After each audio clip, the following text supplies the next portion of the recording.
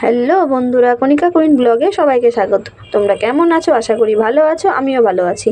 তো চলে আসলাম আর একটা নতুন ব্লগের সাথে। আমার ব্লগটি আমি এখন থেকে স্টার্ট করছি। এখন বাজে দুপুর 2:30 আর আজকে হচ্ছে রবিবার। তো আমরা যাচ্ছি হচ্ছে দিদির ফ্ল্যাটে ঘুরতে। তো এই জন্য আমরা দেখো রেডি হয়ে সবাই গাড়িতে উঠে পড়েছি। দিদি, আমি সবাই বসে পড়েছি পেছনে, আর জামাই বসেছে সামনে। আর এখন যাচ্ছি আমরা হচ্ছে বর্ধমান স্টেশন। অবশেষে পৌঁছে গেলাম স্টেশন, বর্ধমান স্টেশন।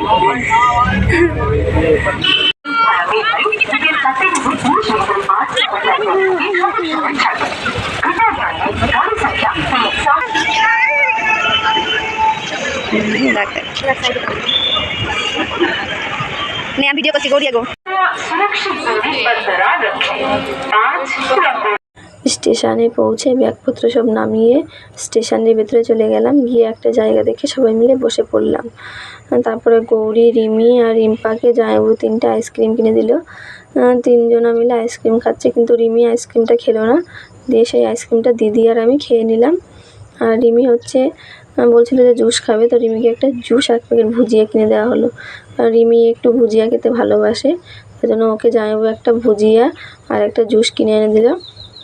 আর এদিকে দেখো স্টেশনে অনেক লোকজন, সবাই ট্রেনের জন্য অপেক্ষা করছে। আর দেখো আমাদের ট্রেনটার নাম ছিল সরাইঘাট এক্সপ্রেস। 5টা 15-তে আসার কথা ছিল, সেটা ট্রেন 10 মিনিট লেট। তো 5টা 25-এ ঢুকবে বললো। তো আমাদের ট্রেনের অ্যানাউন্সমেন্টও হয়ে গেল। আর এদিকে দেখো আমাদের ট্রেন ঢুকে গেছে, এবার আমরা ট্রেনে উঠবো। তো দেখো সবাই মিলে তাড়াহুড়ো করে ট্রেনে উঠে পড়লাম। আর ট্রেনে উঠে ট্রেন দেখো ছেড়েও দিয়েছে। দেখো বাইরের মাঠঘাটগুলো কত সুন্দর লাগছে। আর আমিও ট্রেনে উঠে একটু জানলার ধারে দাঁড়িয়ে আছি। তারপরে শুরু হয়ে গেল বৃষ্টি। বাইরে বৃষ্টি প্রচণ্ড পরিমাণে হচ্ছে, এই জন্য আমি ভেতরে এসে বসে পড়লাম। দেখো দিদি, জামাইবাবু, রিমি একদিকে বসেছে আর আমি, গৌরী, রিম্পা একদিকে বসেছি। তারপরে একটু পরে আসলো ছোলা মাখা, দিয়ে বলছে ছোলা মাখা খাবো। তাই ওদেরকে ছোলা মাখা কিনে দেওয়া হলো। ছোলা মাখা খেয়ে ওদেরকে সেই ওপরের দিকে যে সিটগুলো থাকে সেখানে ওদেরকে উঠিয়ে দিলাম। ওরা সেখানে বসে পড়লো। আর এদিকে দিদি রিমিকে ভুজিয়া খাওয়াচ্ছে, যে ভুজিয়াটা স্টেশনে কিনে দেওয়া হয়েছিল সেই ভুজিয়াটা।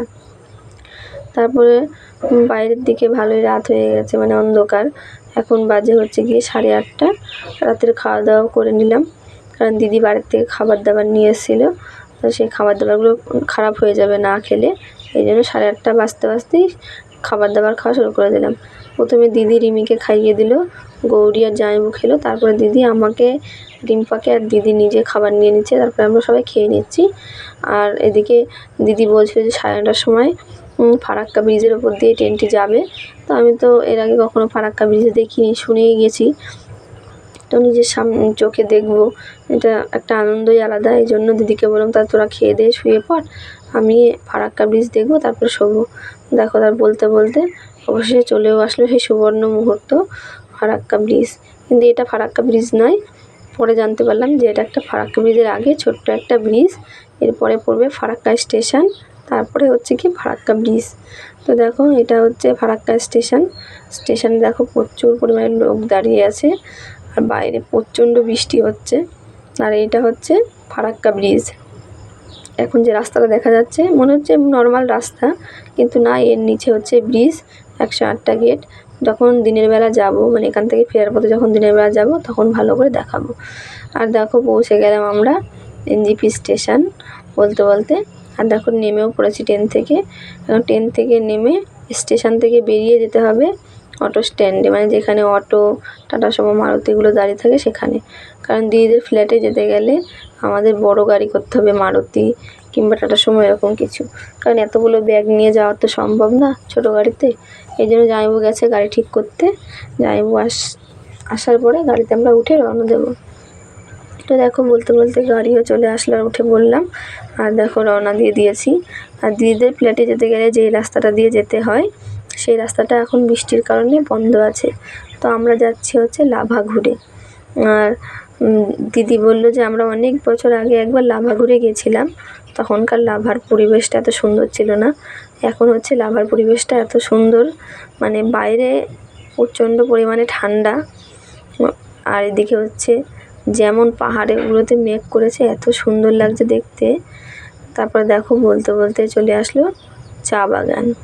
তো দিদি বলছে দেখ বাইরে চা বাগান। দেখ এখান দিয়ে আসলাম বলে চা বাগানও দেখা হয়ে গেল। তো সত্যি বন্ধুরা, যদি আমি গাড়ির থেকে নেমে ভিডিওটা করতে পারতাম তাহলে হয়তো ভিডিওটা আরও সুন্দর করতে পারতাম, কিন্তু চলন্ত গাড়ির থেকে ভিডিও যেইটুকু পেরেছি সেইটুকু চেষ্টা করেছি তোমাদের সাথে শেয়ার করতে। কারণ এখন হচ্ছে আমরা পাহাড়ি রাস্তায় আছি, পাহাড়ি রাস্তাগুলো অতটাও চওড়া হয় না, আর এক ঢালু মানে উঁচু নিচু এরকম করে একবার নিচে নামছে একবার উপরে যাচ্ছে। তো এইসব রাস্তায় গাড়ি দাঁড় করিয়ে ভিডিও করার মতন পজিশান নেই। যদি আমাদের গাড়িটা দাঁড়ায়, সামনে যে গাড়িটা আসবে সে আবার বেরোতে পারবে না, এই জন্য ওরকম গাড়ি হঠাৎ করে মাঝখানে দাঁড় করানো যায় না। তো দেখো বন্ধুরা, এগুলো হচ্ছে চা গাছ, আর এই পুরোটা জুড়েই হচ্ছে চা বাগান।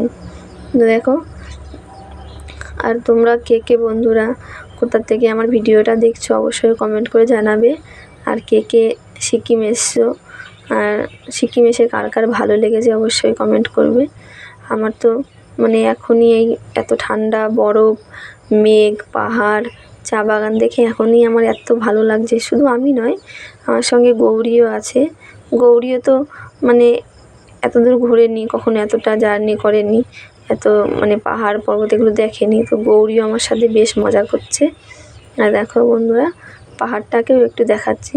পাহাড়ের সঙ্গে আকাশটা পুরো দেখো মিশে আছে, মনে হচ্ছে যেন সেই মনে হচ্ছে আকাশ আর পাহাড় এক হয়ে গেছে, মনে হচ্ছে না পাহাড়ে উঠলে আকাশটা ছোঁয়া যাবে এরকম লাগছে। আর দেখো এদিকে বলতে এগিয়ে আসলাম অনেকটাই।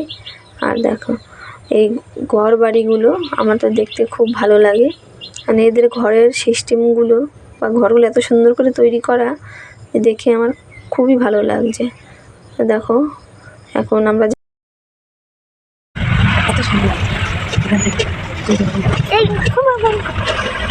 এই গাছপালা দিয়ে হয় না, কি সুন্দর লাগছে দেখতে। সেই মানে স্বর্গে মেঘ পাচ্ছে, দেখতেও তাদের দেখা যাচ্ছে না, এত সুন্দর দেখা যাচ্ছে। বোন ভিডিও করতে করতেই ভর্তি হয়ে গেল।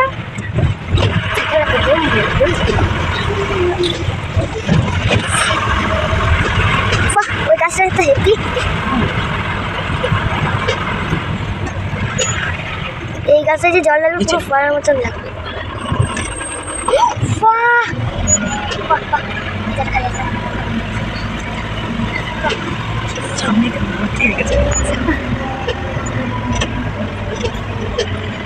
এবার আর করতে হবে না, যে থেকে কোন কালে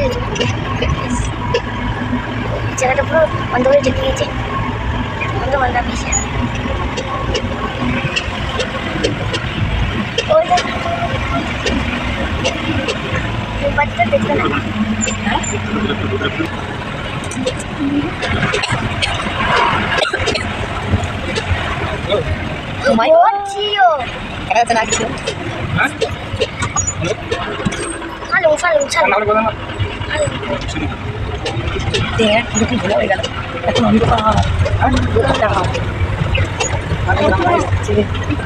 এখন আমাদের গাড়িটা একটা হোটেল দেখে দাঁড়ালো, সেখানে ড্রাইভার খাওয়া দাওয়া করলো, কারণ ড্রাইভাররা সারা রাত জেগে গাড়ি চালিয়েছে, তো ওদের খিদে পেয়ে গেছে, তো উনিও খাওয়া দাওয়া করে নিল। আর এদিকে আমরা দেখো ওই হোটেলটারই পেছনে একটা ঝর্ণা ছিল, সেই ঝর্ণাটা দেখছিলাম। আর তারপরে আমাদের গাড়িটা আবার ছেড়ে দিল, আর সামনে গিয়ে দেখো এই নদীটার নাম হচ্ছে তিস্তা নদী। দেখো এই তিস্তা নদীর, আর এদিকে জঙ্গল আর এদিকে পাহাড়, এই তিস্তা নদী পাহাড় গাছপালা দিয়ে এত সুন্দর লাগছে তিনটেকে মিশিয়ে। আর এই তিস্তা নদীতে কিছুদিন আগে একটা মানে প্লাবন মতন এসেছিলো, সমস্ত মাটি ধুয়ে এসেছিলো, অনেক পলি মাটি। তো এই মাটিগুলো এখনও পাশ দিয়ে জমে আছে রাস্তার মতো। আর দেখো বলতে চলে আসলাম আমরা হচ্ছে ওয়েস্ট বেঙ্গলের বর্ডারে, মানে এখন ওয়েস্ট বেঙ্গল শেষ করেই আমরা সিকিম ঢুকবো। তো এই জন্য দেখো গেটের সামনে লেখাই আছে ওয়েলকাম টু সিকিম। তো এখন আমরা দেখো সিকিম প্রবেশ করছি। আর এখানে দেখো এই বর্ডারের সামনে কিছু পুলিশ আছে, তো ওরা আমাদেরকে জিজ্ঞাসা করছিল যে কোন ফার্মাসি কোম্পানির লোক যাচ্ছ তোমরা। তো আমার জামাইবাবু ওষুধ কোম্পানিতে কাজ করে, তো সেই ওষুধ কোম্পানির নাম বলতে হলো, তারপরে আমাদের বললো ঠিক আছে যাও। তো আমরা দেখো এখন সিকিমের মধ্যে ঢুকে গেছি।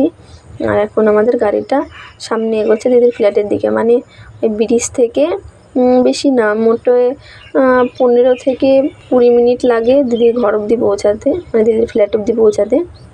তো দেখো বলতে আমরা দিদির ফ্ল্যাটেও চলে আসলাম, আর আমাদের গাড়ি থামিয়ে দিল। দেখো জামাইবাবু সমস্ত ব্যাগপত্রগুলো নামিয়ে নিচ্ছে, আর ব্যাগপত্র নামিয়ে সব দেখো সামনের দিকে এগোচ্ছি। দেখো দিদি 2টো ব্যাগ নিয়েছে, জামাইবাবু 2টো নিয়েছে, আর আমি 2টো, আমাদের মোট 6টা ব্যাগ।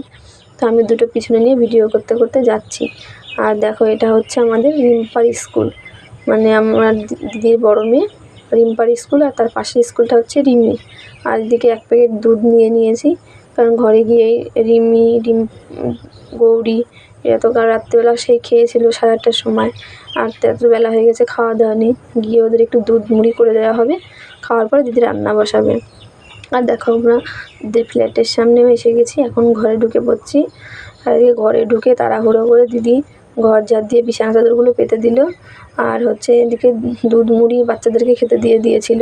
সেগুলো অবশ্য ভিডিও করতে পারিনি, কারণ আমি বাথরুমে গিয়ে স্নান করে ফ্রেশ হচ্ছিলাম। তো দেখো ফ্রেশ হয়ে যে বোতলে জল টল ভরে বসে পড়েছি। আর দিদির ওদিকে প্রায় রান্না কমপ্লিট, কারণ দিদি এখন তাড়াহুড়ো করে ডাল, আলু সিদ্ধ, ডিম ভাজা এগুলো রান্না করেছে। আর দেখো দিদি ওইদিকে খাবার বাড়ছে আমাদের জন্য। আর দেখো এদিকে রিম্পা, গৌরী সবাই বসে পড়েছে খাওয়ার জন্য। দিদি খাবারও দিয়ে দিয়েছে, দিদি ডাল আর ডিম ভাজা দিয়ে দিয়েছে, আলু সিদ্ধটা মাখছে। আর এখন বেশি কথা না বাড়িয়ে খেয়ে নেব, কারণ খুব খিদেও পেয়েছে। আর বন্ধুরা, আজকের ভিডিওটা এই পর্যন্তই। খাওয়া দাওয়া করে এখন সবাই রেস্ট করব। তো তোমাদের ভিডিওটা কেমন লাগলো অবশ্যই কমেন্ট করবে, আর আমার চ্যানেলটাকে প্লিজ সবাই সাবস্ক্রাইব করবে। আর আজকের মতন টাটা সবাইকে।